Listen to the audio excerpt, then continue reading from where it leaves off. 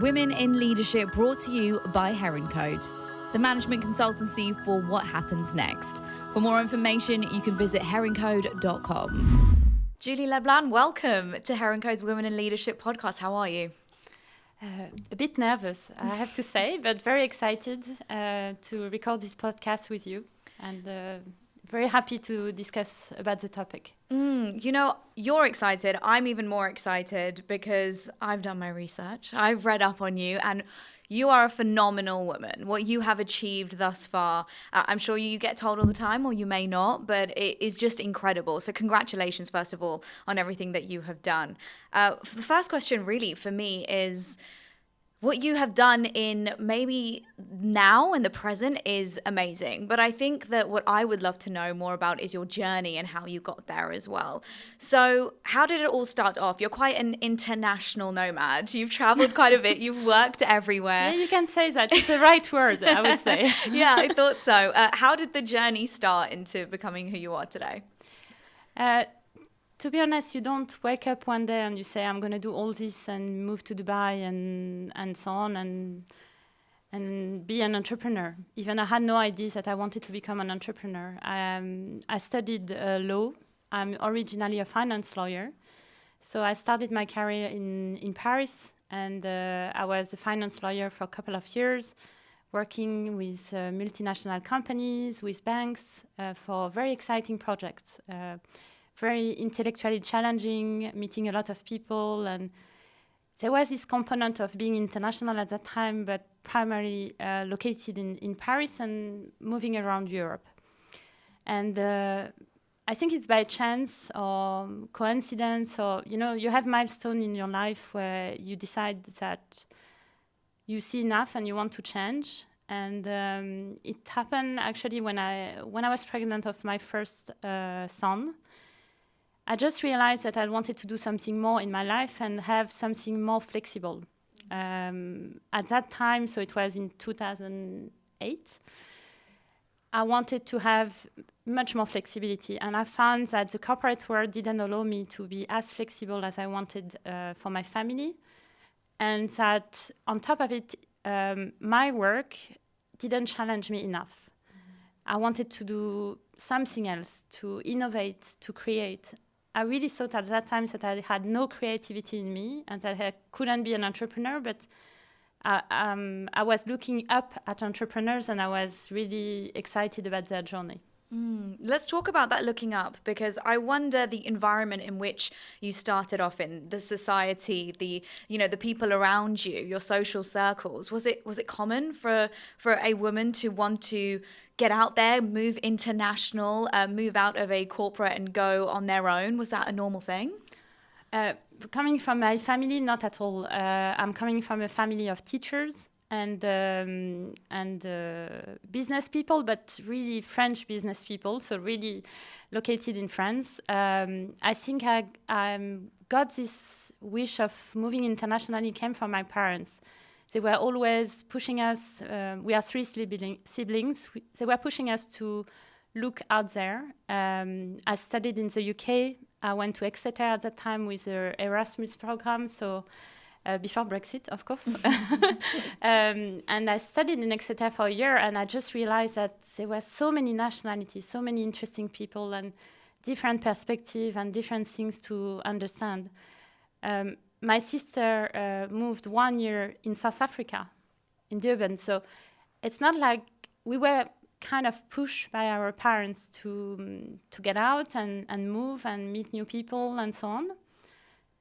And when I started my career, finance, anyway, you had no woman. Like I was one of the only one, and by chance we had international clients, and the fact that I speak English, and at that time it was not that common.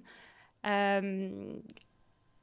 think it helped to open the perspective, but it was not something normal. Now, women in finance, I mean, if you have your dreams as a child, as a teenager, coming out of college. I had this in my industry. There wasn't many women that I could look up to, though. So for you, who was it? Because, there's a big notion on mentors and idols that you strive to be towards. Was there anyone in your mind at the time that you thought, I want to be exactly like them, or I want to, follow their path? Actually, the business side of it, no one in my family was really in favor of it. They were thinking that I was... they are all intellectual, but they were thinking that you don't need to work for money, you don't need to work and to chase after something very business-minded, you know, like you can go and help people. But I think the example of my family, especially women in my family, I was in contact with my great-grandmother. She lived until 101, and I saw all the strong women in my family go, you know, they told me about the war, about all the things they achieved by themselves, they were alone. And also the men in my family. To be honest, my grandfather, they pushed me, they told me always that everything is possible.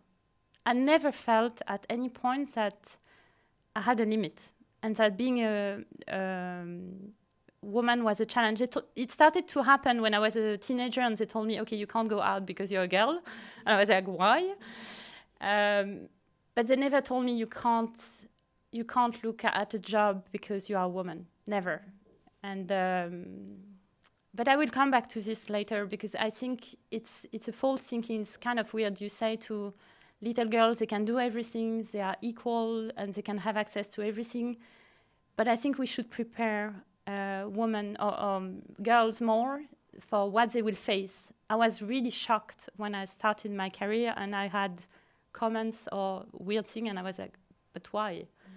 Why do you even comment? It's not even something defining me that I'm a woman. I'm just doing my job and I'm doing some tasks. So yeah, I think at that time we should have been more prepared.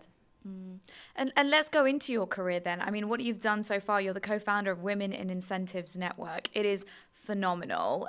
You have an international global network now, and you are helping women all over the world to become their true selves and who they want to be, and also feeling empowered alongside other women. So what really pushed you to create this?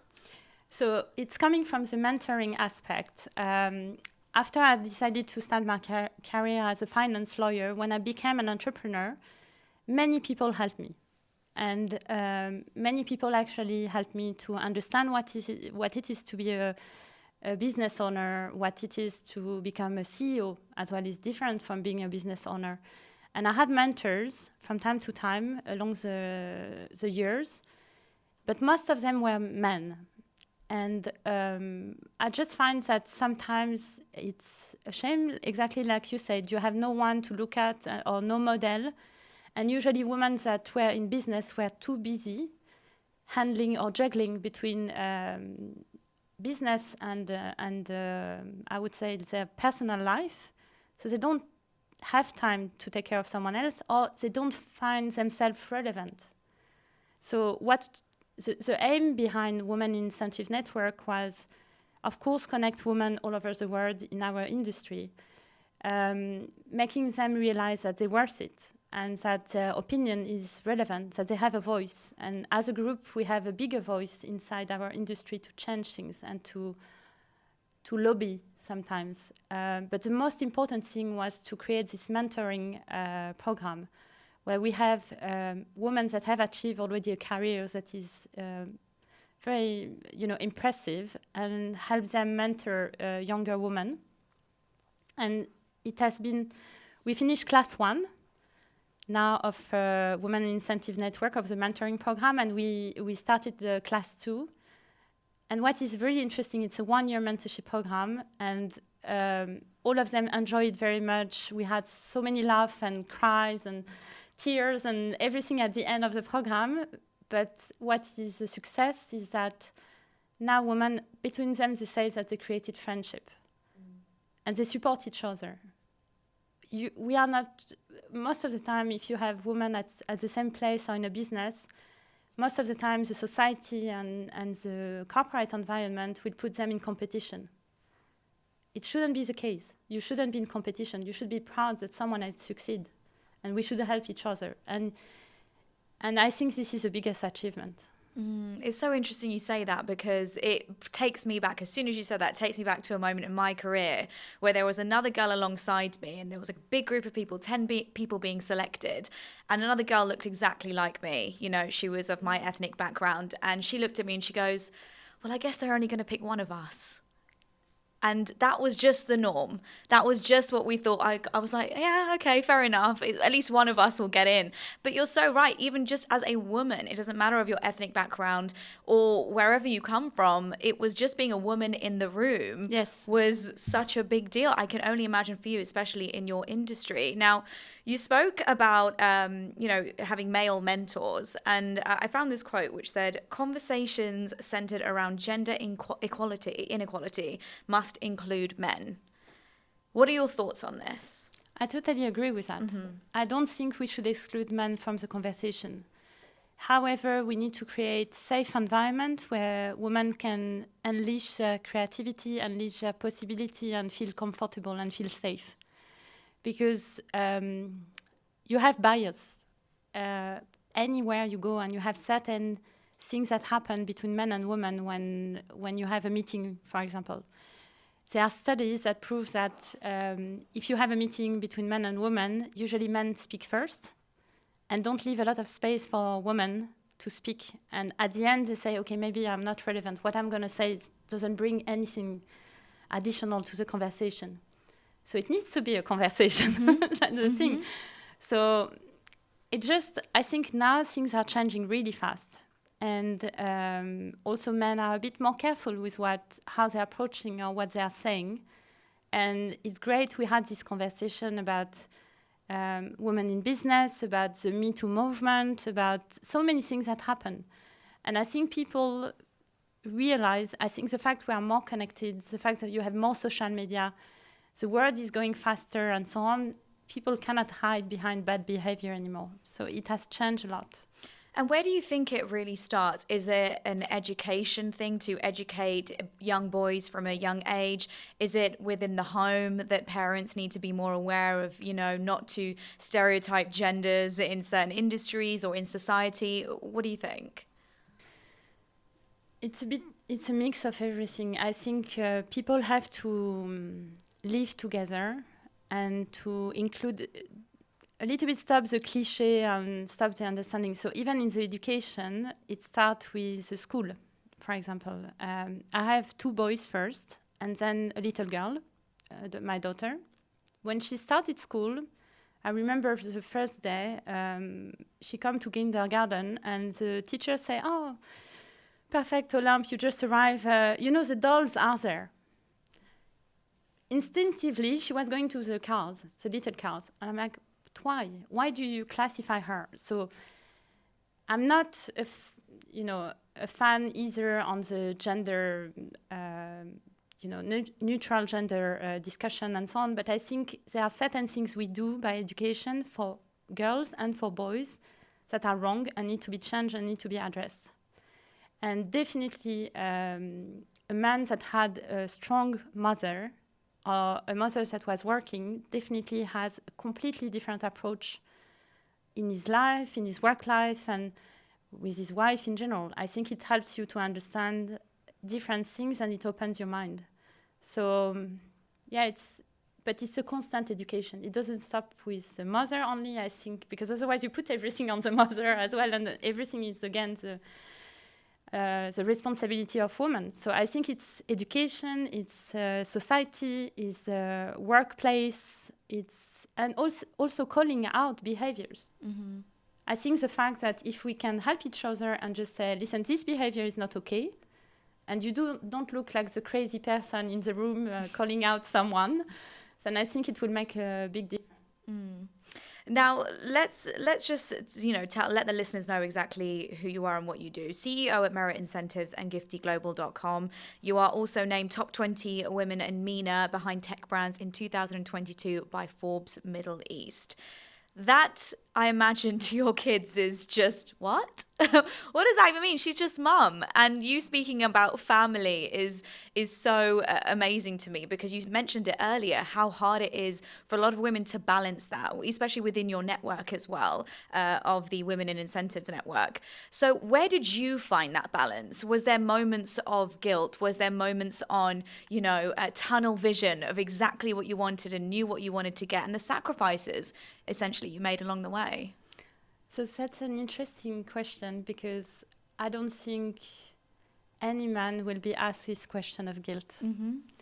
And I went to a conference 10 years ago. It was in Abu Dhabi, I remember, at the French embassy. And they asked how to manage the guilt. And I stand up and I say, I don't see my husband being guilty of going to work and sustain to his family. So why would I be guilty either? I think it's a fine balance. Definitely my kids don't think, they know I'm the boss and the CEO and so on, and they told me I want to be the boss later on, of course. But at home, I'm their mom. And actually, being an entrepreneur gives me much more flexibility. I don't need to justify to anyone. If I want to go to a school concert, if I want to stop one full day because I think it's the right moment and they need me, I can. If I want to travel on the other side of the world and be on holidays with them and take 1 or 2 calls, then it's okay as well. What kind of corporate environment will allow me this flexibility? Now it's different because COVID happened. But remember, my eldest is 13. 13 years ago, in France, I can tell you there was absolutely no flexibility. And I was a corporate lawyer, so when I was leaving at 7 p.m. to see my son, they were asking me if I take my afternoon off. And I had to fight to tell them it's out of question. I need this in my life, and I have kids to see them. And that's why I left this environment, because I didn't want to justify that I need to be with my kids. And of course, it's a lot. It's more than a mom that stay at home. And I think a mom staying at home do one of the most difficult job in the world. Personally, I don't think I would be able to do that. I need to be outside. I need to innovate and be an entrepreneur to feel myself. And I think my kids understand now that they are growing up. Mm. Now, women or men listening right now who have maybe just turned to entrepreneurship, potentially taken the same path as you have from, corporate world into this. What was that moment? Because I feel like everyone has a moment where they're just like, enough is enough. I'm done. And it takes a lot of courage and able to do that, to go from a safety zone to somewhere where you're essentially under fire to really just make it and succeed. What was that moment for you? To succeed or to become an entrepreneur? To become an entrepreneur, to really just start that journey. I stayed, when my first son was born, I was still a lawyer and I continued for a couple of years. But then I was pregnant of my second one. And at that time, I spoke to my husband at that time and I told him, listen, I don't feel 2 kids in Paris is going to be very complicated. And we have international career. Why don't we look at, moving abroad for sometimes 2-3 years, and we have a look at it. And so he had an opportunity in Dubai. We moved there. I was 6 months pregnant, and we had a very young first son. And I already quit my job. I left, so I enjoy a little bit of home time with the kids, and then quickly I saw so many opportunities. And I think this is what defines an entrepreneur, is when you see opportunities, when you are able, when you have one idea per day or per minute. But the fact that you can move to a concrete business is when you are able to take the best idea, the most achievable one, the one you think fit with the market, and then move to the, not only from the ideation, but from the implementation. And this was a big step. I thought I was not an entrepreneur at all. And I give myself 6 months saying, okay, I'm going to give it a try. And if it doesn't work, I go back to my corporate job. And it worked. And it was something completely different. My first company was a B2C gifting platform. It was one of the first websites in Dubai that had a payment gateway, imagine, at that time, in 2011, and called My List. And it was so great. I learned every day. It was amazing. But I would say success came much later. Many failures and many mistakes and many things where I cried myself to bed and I was like, why on earth did I choose to do that? So it looks nice and shiny now because we are, Forbes listing is an amazing achievement. And many of the things that I did in my career I'm very proud of, but it took a lot of time and a lot of efforts. And even like that, I'm not entirely satisfied and complete until I reach other milestones, I would say. And it's so interesting that you say it looks all shiny on the outside, because you're right, especially through social media, especially now through entrepreneurs becoming celebrities. You're talking about Elon Musk, people like that. And it looks all rosy on the outside. And people, and I guess Gen Zs, millennials, their go-to is, I want to become an entrepreneur. They like the idea of, working on their own time.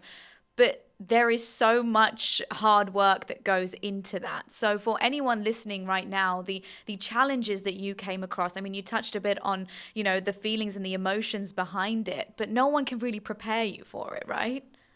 It's very maybe now you have more, course or master or MBA about entrepreneurship.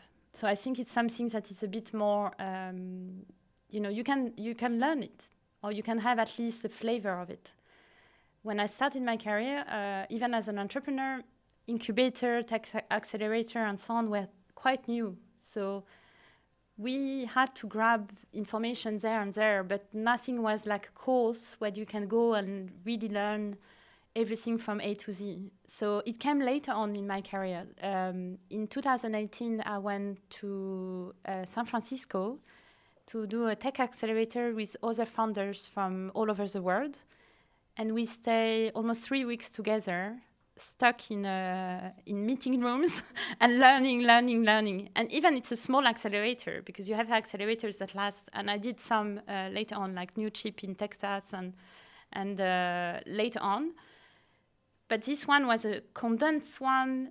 You have nothing else to do, and you are together in the same hotel. Literally, we were sharing rooms as well. So you live 24/7 with other entrepreneurs, and you have to push yourself. What is really essential, you can't just sit and say, "Oh, it's so difficult, and I can't manage it, and life is hard on me," and so on. What is very important, and what I learned, is constantly learning. You need to push yourself. It's never enough. Every day should be a new challenge. Every day it's a new learning. Every day you meet someone else, and you need to stretch your mind. You can't say, okay, I achieve and that's okay. I don't need to challenge myself anymore. No, every day should be, okay, maybe I don't do exactly the right thing.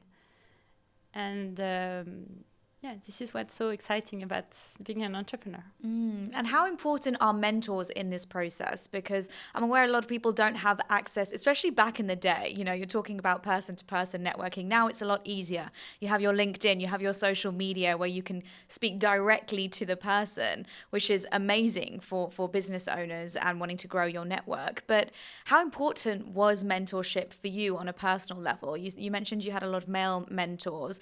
Was it particularly in your industry or just general entrepreneurs? How did that really work? It was a mix of both. I had one of my first mentors was actually an American man that had the same company than mine in the US, sold it, and retired in Dubai. And by chance, we had a common friend that said, "Oh, you should meet, and he's playing golf a lot, but I'm sure he would love to discuss with you." And actually, he ended up joining us, work with me 18 months to help me, understand, create the product, build the team. It was the early beginning. We had no fundraising, we were really struggling. And but it helped me a lot. And it helped me because he told me, don't do this mistake, because I did it. He never told me I'm the best in the world and I've never done any mistake in my life. As he told me, I've been there. Don't go in that direction, because for sure it's going to be like an issue very soon. And the fact that he was calm and it was not his company, he didn't have the pressure, helped me to take a distance as well. After that, I had a couple of mentors that come from time to time from the industry or from, in general, entrepreneurs that I met along the line. I joined EY Winning Woman program. I was the first woman in UAE to attend this program organized by EY. And my mentor was one of the partners at EY. And I like it because the first time I came, it surprised me because he said, okay, what do you want to work on? And I had no idea. I had no idea. Literally, it was like, we were overwhelmed by the information and everything. He said, what is your main issue? Like, what do you want to work on? And I told him work-life balance. I want to have more time for myself. He said, but do you mean to be with the kids? I said, no, I'm spending enough time with the kids. I want time for me as well, to do things I like or things I'm passionate about, or a time to learn, for example.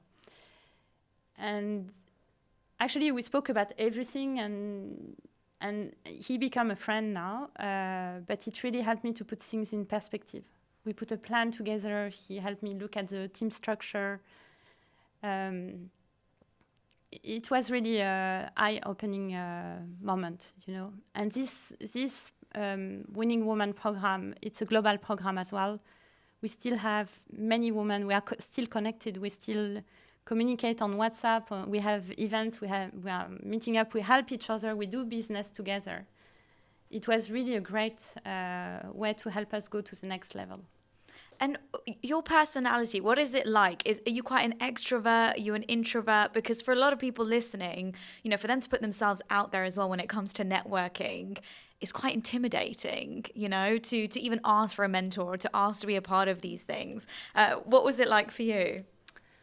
So, funny enough, I did all these personality tests, so I know what's the answer. So I will tell you, but when I did it, actually, everyone was surprised because I'm an introvert. I like to be with myself, and I like to spend a lot of time in my head. But I've never been too afraid. I think I was really afraid when I was in high school or when I was in university. I was always concerned about what people will think about me, how I'm going to be perceived, if I'm going to be the best. And, I had a lot of pressure on myself. And the day I realized that anyway, no one cares. And it's not no one cares, but it's the eye of the others sometimes can be, again, biased. Maybe they don't understand what you are doing or why you are explaining something, but they will understand later. So you need just to build your self-confidence. And I think this is what's lacking the most with women in general. Our self-confidence is constantly impacted. Even when we raise young girls, we tell them to be quiet. We praise little girls to sit down and do coloring books. While personally, as a child, I was a tomboy, and I was everywhere in the trees and doing biking, motorbike, and this kind of stuff. So completely the opposite of what is supposed to happen. But I think, self-confidence, and I realized as well I had to play a role when I'm coming. When I was a very young lawyer, and I was the only woman in the room, and I'm representing my client. He counts on me. I have no choice. I cannot let him down. So I had to build my self-confidence. I had to work on it. And I did a couple of training as well on public speaking and this kind of stuff because it's not natural. It's not natural. But now I would say, getting older, there is not so many things that scares me anymore. I don't say that I'm not afraid or I don't have stress, but I take it as something exciting now. Anything new is a challenge, it's nice, and I want to go out there, and I think it helps kids to see a different perspective as well. There's so many important rooms I imagine you would have had to walk into with confidence, with your head up high, even if you were feeling absolutely terrified inside. Do you believe in the term fake it till you make it? No, I think you need to be, so never lie. That's one of the things. I think it's super important. I think most of our major success was the fact that we were able to say to a client, for example, we are sorry, we can't make it. But we can say as well, we can mitigate. We can say we can make it, but you need to wait for it. Or we need to face it. We need to prepare. And to me, the transparency is one of the key elements that makes women entrepreneurs very different, because we we speak our mind most of the time. I would say it's more about yourself, how people will perceive you. So body language, technique of negotiation, and so on. It's not natural. It's something that is, personally in my family, I had no business example, so I didn't know how to position myself, how to negotiate, how to do certain things. So it really helped me to be able to understand from time to time, observing others and doing something different. But I did crazy things that where I got a bit, like, I went to Pakistan without a visa to open a company. And I literally landed, and I had no clue if I can stay in the country or not because I had no visa. And finally, we sorted out, and I got my visa, and I opened the company. I hired employees, and so on. I got moments at the beginning, just before COVID, I was stuck in Egypt, and we couldn't get out. We were in the airport, and I couldn't get a car, and the taxi driver left me in the middle of nowhere. My phone didn't work, so I went at moments, like it was back in 2016, and at that time I didn't speak Arabic. I didn't know what was the culture. I was just coming to countries and just discovering, just relying on one or two people to help me and guide me. And I think it's a mix of trust and a bit of craziness or bold attitude, but I never had really a bad experience. I think if you trust others and you speak the truth as well and you are very transparent, I think it's a bit kind of a karma thing, so you are kind of protected, you know, like I don't see so many bad things happening. It's more, you need to try. Mm-hmm. Mm-hmm. I like that perspective. It's a more positive one than anything. And you know, you speak about the challenges, and you know, everyone has a story. I feel like every woman has a story of when they've walked into a room, a boardroom, a meeting, just anything, a one-to-one, a group networking situation where they felt serious bias towards, against them. I imagine you have multiple stories. Really? Do you have one in particular that really stands out that still to this day, it feels like it was yesterday? I have multiple examples I can give you because not one defines everything. The fact that it came back so often was really weird. So when I started my career, I was a very young lawyer because I finished university quite early. And I come into a room and basically my male colleagues that are same age than mine and we have the same degree and so on, and they look at me and say, "It's great you arrived, we need coffee." Looking at them like, what do you mean? Like, wow. So that's one of the first encounter, and I was like, why are they asking me coffee? Like, why can't they do it themselves? So I show them. Because I didn't even think it was a cliche or a bias. I told them, do you want me to show you how it works? And then it happens again when they asked me to do a photocopy. And this time I took it like, come on, I'm going to show you how it works. And it came along the way. Like I still have this example. I came in France to buy certain supply and things so we were coming for a big client from the Middle East, and we were coming to buy gifts. And I came to see a supplier, and the guy looked at me like if I was disturbing him. And who are you again? But in a way that I know for a fact that he will never ask a man this kind of question. And I think all these examples keep coming, even people that cares. I had one example when I was sharing a challenge with one of my mentors, and I'm sure if he listens, he's going to kill me because we talk about it afterwards. But he told me, so I was sharing a challenge with an employee, and he's a CEO as well. And we finished the conversation. He think 2 minutes, and then he told me, "I think it's a bit too much for you. Maybe you should focus on your 3 kids." So blank, wow. And I'm like, okay, maybe I misunderstood. And it was quickly on WhatsApp, and I'm like, okay, maybe it's me. You know, I'm a bit sensitive, and something is wrong. So I came back the day after. I'm like, I don't think you would say the same to a man. Like, why would you say that to me? oh, come on, don't think that I'm sexist. Why would you say that? What are you implying? I say, no, but I'm a bit offended because you won't say that. And you will say maybe to someone, go and, I don't know, go biking and it will help you get some fresh air. But I'm asking you and I'm sharing because I'm a CEO and you are a CEO and we can have a meaningful conversation. That's why I'm sharing in confidence. So why diminishing what I'm saying? And then this person answered and told me, no, I have more than 50% women working in my company, so I don't understand what you mean. So I add and I say, please don't use women as a shield. If I give you a feedback, please take it.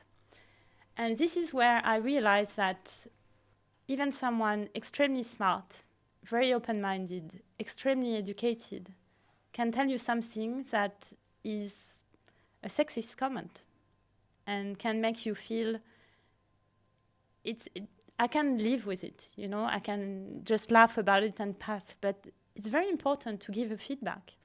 It's very important to call it out in a nice way, not in a aggressive way, so people can correct themselves. And I think, actually now it makes me laugh, because this negative moment, I turn it with the other co-founders at Win, we turn it into the association. We say we can't keep having these negative feelings coming, let's turn it into something positive.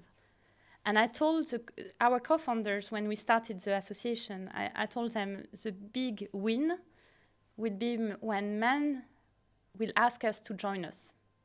And this is what's happening now. We had the Win event recently, and they were like, why do you do women-only event? And we say, okay, soon we're gonna invite you as well, but this is life. Look, usually it was mainly a gentleman club, and now it's changing. So I still strongly believe in equality. I don't believe in separation, and I think it's healthy to be together. And more it's gonna happen, and we're gonna have meaningful conversation. And lastly, do you think it is ever going to be exactly where we as women want it to be in any industry, feeling equal? I think it's a good question. But what do women want? That's a big question. Between what I was expecting at the beginning of my career and what I'm expecting now, there is a big change. I never dreamt before that I would be able to do fundraising, because less than 4% of women in the world have access to fundraising at the level I did with the company. And this is very sad. So it's not only for me now to see women entrepreneurs, to see that we can do technologies, that we can do finance, that we can have access to any job in the world. Is how long will it take now for the society to let us fundraise, give us credibility? Now when we are talking and we say, we were discussing with investors and we were discussing eventually in the future IPO and so on, you don't have many women that bring a company to IPO, or maybe it's not the case with my company, maybe it won't be the right choice at some point. But what I'm saying is, you limit yourself as a woman. I just want now women to start understanding that there is no limit. And actually what I did, okay, it sounds exceptional, but it should be considered as something exceptional. It should be the norm for people that have a wish to become an entrepreneur, to be able to reach that level. It was just extra hard because I had, coming back to your point on sexist comment, I had a VC telling me one day that I explained a pitch, and I was, all in explaining my company. And he looked at me and he told me, very interesting, I'm going to talk about it to my wife. And I asked him, okay, your wife has a VC fund? He said, no, but she likes this kind of girl stuff. Okay, this is a bias. And I want to be taken seriously. I think one thing that really still makes me a bit annoyed sometimes is when I'm not being taken seriously. Sometimes I laugh about it because it's okay, like maybe they don't know what I'm doing or whatever. But sometimes I also find it that it's not even for me. I'm just putting myself into a woman's shoes and just thinking, again, we are still there. After 10 years, after 20 years, we are still there. And you are still belittling me? Why? Why are we still in that position? So, I think it happens less and less. I hope, at least. You hope. Things are changing, like you said, and we're moving towards a more positive direction. And having conversations like this is what is hopefully going to, further the cause. Julie, I want to thank you so much for joining us on the podcast. This conversation could go on for a few more hours, so maybe we'll speak off air. Would love to. Thank you so much, Julie. Thank you very much for inviting me.